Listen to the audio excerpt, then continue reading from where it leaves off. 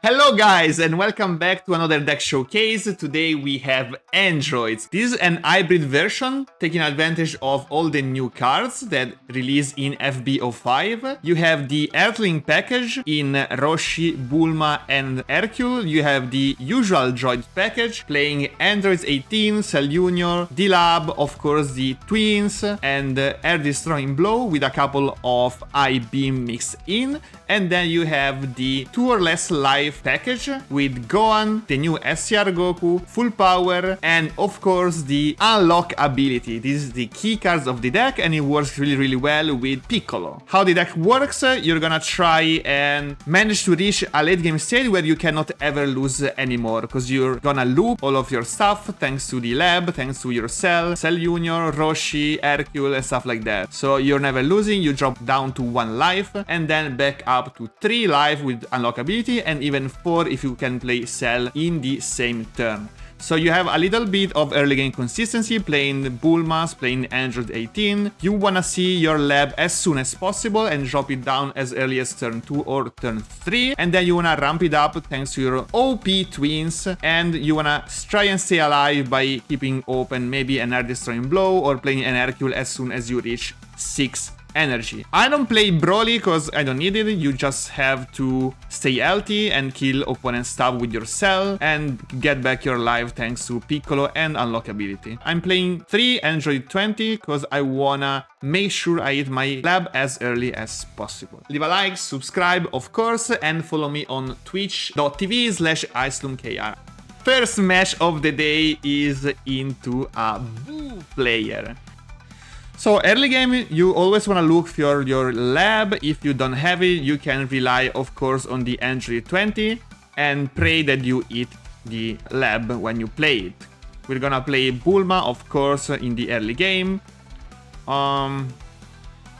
He's trying and attack on early turns. He's swinging for 20, so I cannot block for free with my Bulma. But I'm gonna combo it with my hand. I wanna keep my hand size low. You usually wanna hover around 5 cards into Boo. That way, he cannot make use of the OP Boo one to make you discard 1 or 2 cards. As you can notice, I'm not even swinging into Boo, because I wanna try and starve him out and keep him on the unawakened side for as long as possible. Usually, you wanna also charge your spells early game, because you can take them back later on thanks to your Roshi. Okay, then he's gonna play a couple of cantrips. We draw a Gohan, charge another spell, and pray that we hit a lab, and luckily we got that. Else the game is over. Like, we took a little gamble here, but it was needed, because if we don't even hit lab in this matchup, there's no way we can win. So I hit my lab, play another Bulma, draw another card, and then pass the turn. He developed a barrier Boo on board. That's quite unfortunate. If he played the Boo-1, we could have gone for the Gohan in order to pop it. Now he's playing another barrier Boo. That's not standard. Like, usually Boo players don't set up their board with barrier Boos and they play a couple of pieces with maybe Babidi and Boo-1 or stuff like that.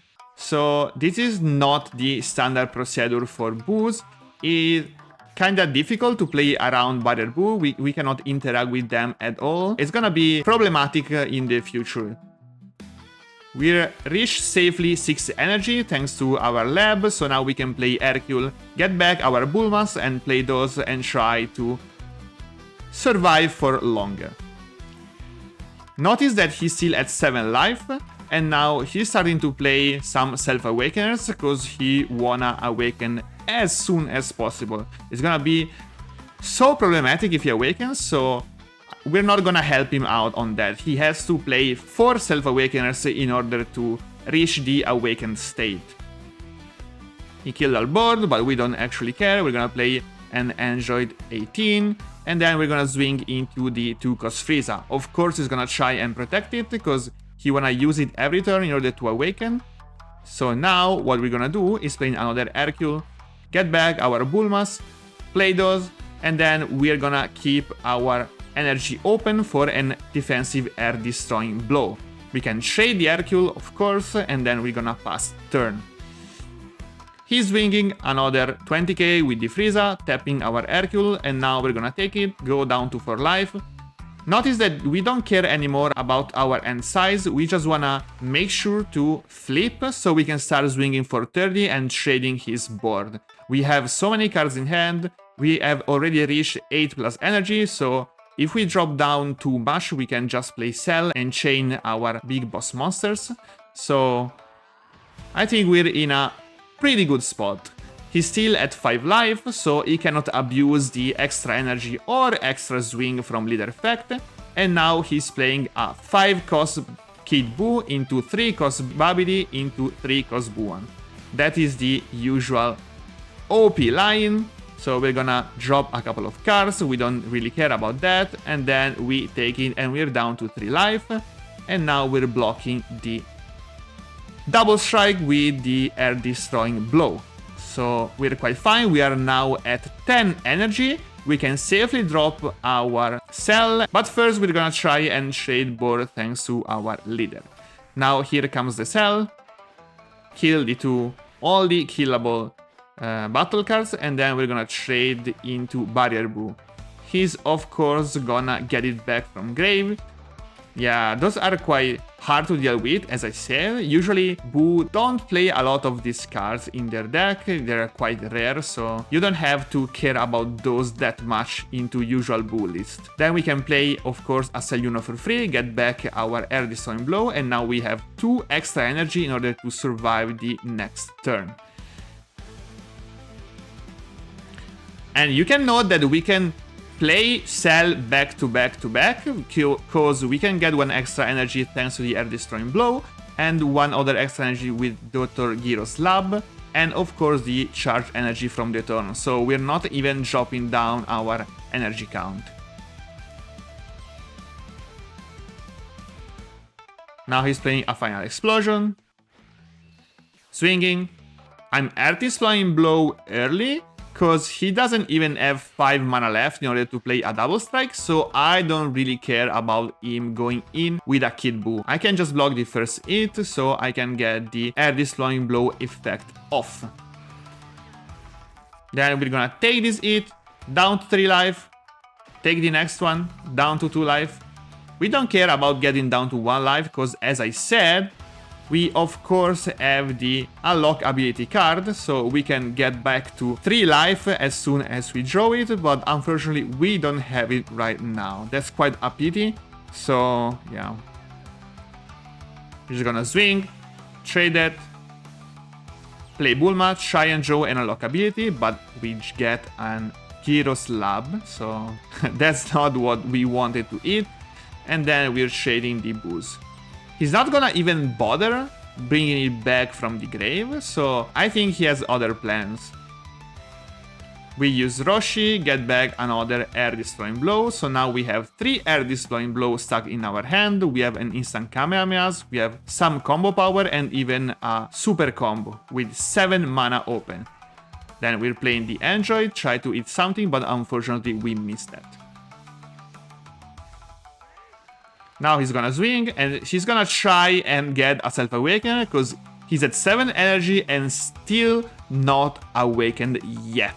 So yeah, that's a bit problematic for that guy. He didn't draw any of his self-awakeners. I think he's playing a low size of self-awakeners in this deck, so yeah, that's quite unfortunate. He's swinging for 15, and then play a 1 cost, draw 1, but he just FFs, he cannot do anything. We got in control of the game, we had 6 mana open, we can never die, we can just keep cycling and we can win the game from here. Leave a like, subscribe of course, and follow me on twitch.tv/IceLoomKR. And the next game is into a Master 1 player playing the other top meta deck, that it is Ripku or Angel Goku or Haloku, whatever you wanna call it. So we always mulligan because we wanna see our lab, of course, that's what matters. We don't have it, unfortunately.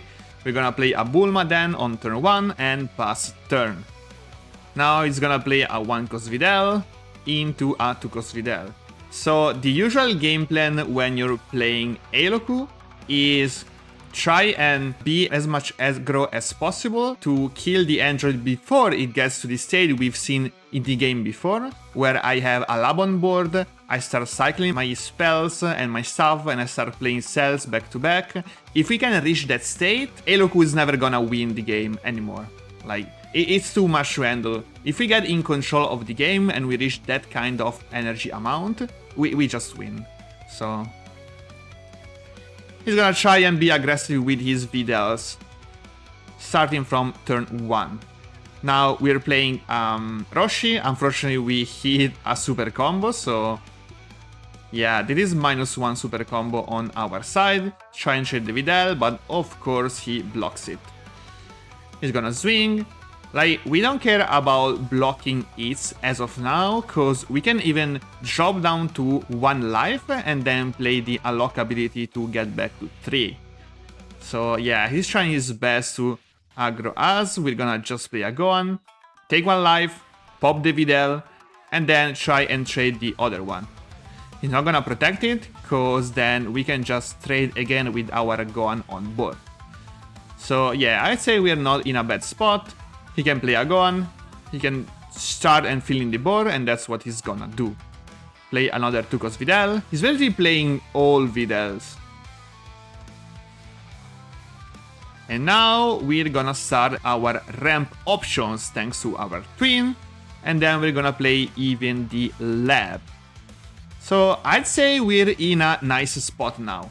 We are at 4 life, but we have 9 cards in hand. We have a lab set up on board. We have a 4-cost on board, a 3-cost on board. I think we're quite fine. We even have our unlock ability. We have our Piccolo, Cell Junior, Air Destroying Blow, Instant Camera. I think we set up quite nice. Like, even if he tried to aggro us starting from turn 1, I think we're quite nice. We don't care about his Videl, Final Loop Slash, Pilaf loops, cause we can just heal back to 3 whenever needed. Now we're at 2 life, we swing, use the lab, get up to 7 energy, and then I'm gonna play a 1-cost C18, combo it on our grave, so I can play another twins and get up to 8 energy. Okay. Now we're in a really good spot.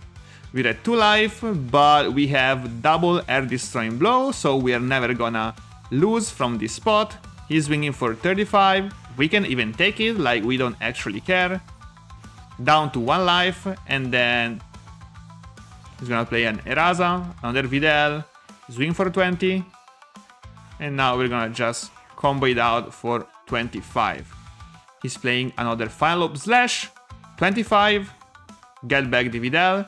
So starting from this turn, he's gonna try and play the Videl, Pilaf, Final Loop Slash loop every turn to try and aggro us and kill us. So last set, we could have been in trouble in this spot, because at 1 life, we should survive the Videl, Final Loop Slash Pilaf onslaught every turn, using all of our resources and having only the Cell to get back 1 life. But since we have unlocked this new card, I think the matchup is quite easy from here. You're gonna see it. We charge, swing 30, play Piccolo, Piccolo discount the spell, and now we can play. Get back to life, and now we're at 3. So yeah, as you can see, it is quite easy to not die in front of Ripku. We're gonna swing, leave him at 5 life, and now we're quite nice. Like, even if he drops a 6-cost SCR, we can just play a Gohan and pop the SCR, so we don't even care about that. He's swinging for 20, we block it, 25, Pilaf, Final Loop, attacking with Pilaf, playing Final Loop, Videl back to end, and we take it. We are at 2 life, he's gonna swing, Final Loop Slash again, get the Pilaf back to end, 35, and we're gonna take it. We don't care, guys. Like, we can take every hit, we're gonna heal back out to 3 every turn, so why even bother blocking the attacks? We're gonna activate Piccolo, discount the next spell, sell Junior, get back this spell, play it for free. And we're back at 3 life. This is disgusting, but it is also disgusting playing Pilaf Final Loop / Loop, isn't it? So we're just gonna fight the unfair strategy with another unfair one. That's how it goes. Hercule, get back a couple of Bulmas. Roshi, get back in our Destroying Blow. We're gonna play our Bulmas. And now we are at 3 life. We're gonna try and trim his end size down a little bit, so we're swinging with 30k. And another 30k with Piccolo. Like, look at this spot. We are at 12 energy, 4 open, we have a couple of air destroying blow, we can never die. We have instant Kamehameha, we have a lot of combo power on board, we are completely nice, we are in control of the game, he cannot ever win from this spot. But let's see what he does. So, he plays Xeno. I'm quite surprised, not many Haloku decks have Xeno in it. I think it's just a one-off, a tech card, but yeah, it hurts us quite a lot. Because our whole setup is just gone with 1 card only. But I think we're fine nonetheless, like, we are already at 12 energy. It doesn't matter. And he's still swinging. We are down to 1. We can just block this with our air destroying blow. Draw 1. And now we can play Piccolo again.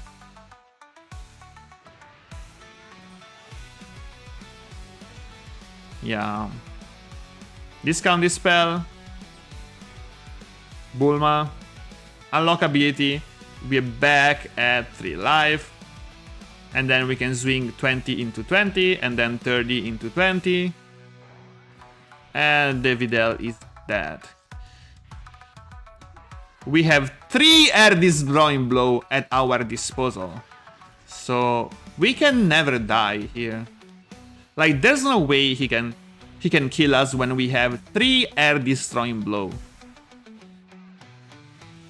And if he attacks us and drop down to 1, we can just heal back next turn, like, no big deal.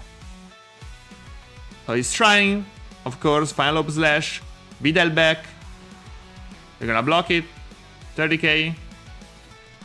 And then, yeah, this is like usual blue stuff.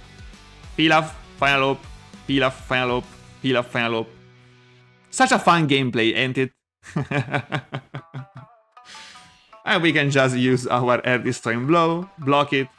Another Pilaf, another Final Loop, another swing. 40k, 50k. We don't care. Air destroying blow. We're at 45k, and we combo to 55k. Another Pilaf. Like, let me know which deck is more disgusting. Pilaf Final Loop or our Life Loop? I don't even know.